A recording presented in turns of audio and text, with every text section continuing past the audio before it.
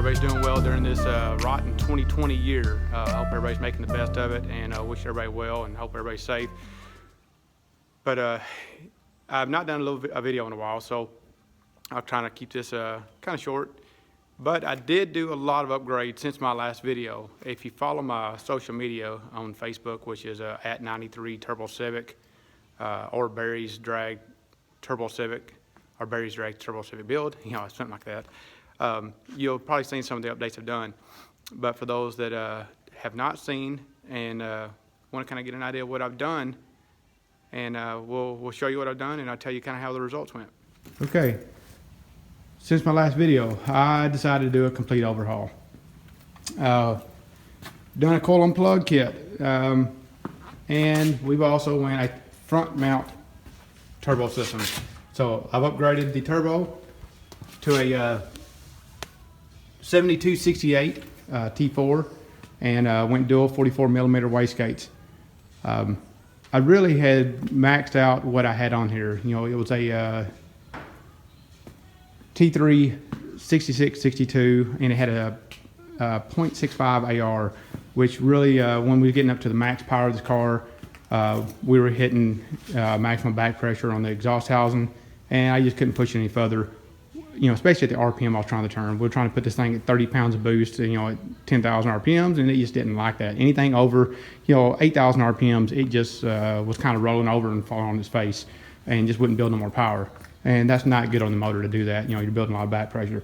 So doing this, I've opened up a lot of range. So we went back to the dyno, and the car actually made peak power wherever I had the rev limiter set. So we still got a lot of tuning to do in the car, but I ran into some issues where the wastegates were open prematurely, and this was the night before the final testing of the season. So I literally had hours to get this thing figured out, and I got it figured out enough to get to the track, but not enough to make full power and really send it like I wanted. So I got all the fuel curves done and got it cleaned up as much as I possibly could. And then went to the track and was going to go ahead and just turn it up a little bit more to the track. And I done some, replumbed all my wastegates and see if I can get some more pressure on the top of the spring and turn the boost up a little higher. So on the dyno, the highest we could get was like 27 PSI, and then it was just kind of falling off. So either way, moral of the story is we took the car out to the track, and first pass was on wastegate or around there at, my guess was around 20 to 23 pounds of boost. And the car bogged off the line because I was having trouble building boost off two-step. A lot of that has to do with how the wastegates are plumbed, and I'm learning a lot about a larger turbo and getting it to spool and doing things that it needs to be done. So that's just when you don't get the car physically running and dynoed until Friday night, and track is the next morning, it don't give you a lot of time to really work out any kinks. So I got one good pass in. And that one good pass was, it fell on its face off the line. Still done out of 1.7 something 60 foot, which is not good for me. The car went at 10.01 at 144 on low boost with a 1.7 something 60 foot. After that, the slave cylinder for the clutch went out and ended my day.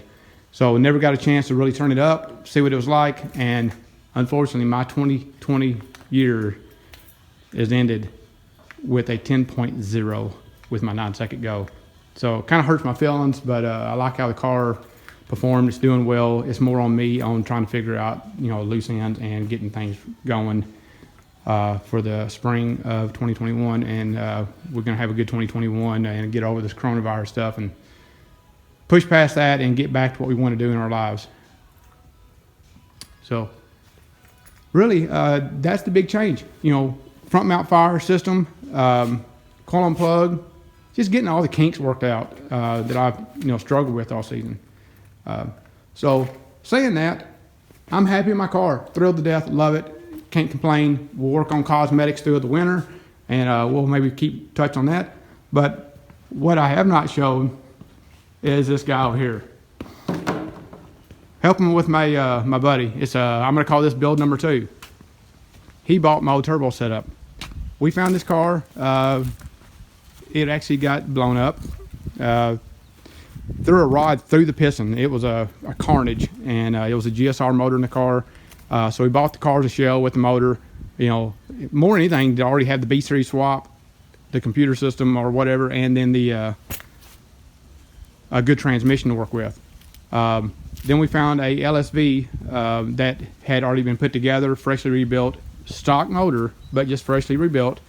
And we got a hold of Jason Waters Tuning. He was able to get us a S300 out the door really quick. Put my turbo kit on it.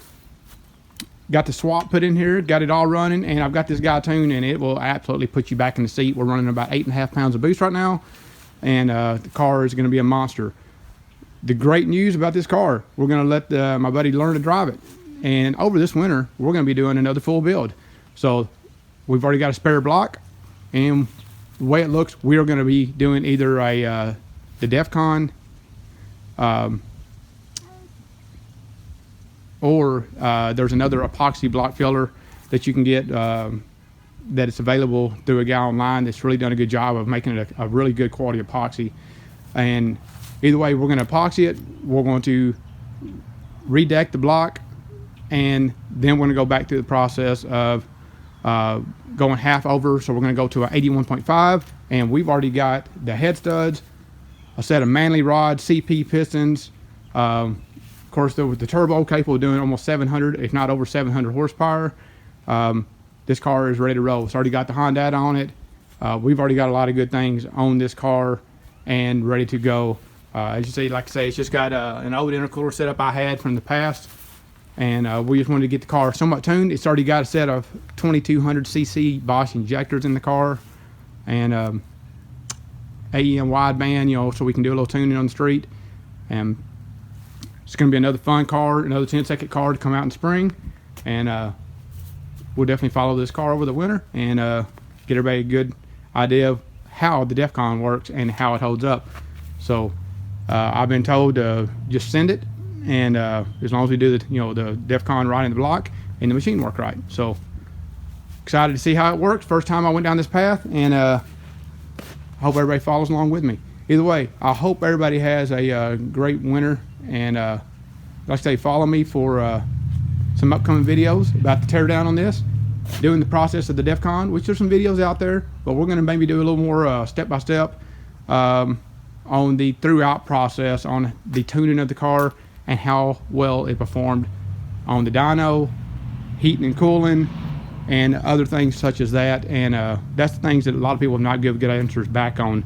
You know, you'll say somebody will fill a block, and next thing you know, no more videos. Well, I'm not going to do that. I'm going to make sure after we get this car put together, we're going to see how the temperatures does and anything we got to do to combat if there's any kind of restrictions or problems thereafter. Anyway, give me a like, follow, share, and see you guys soon.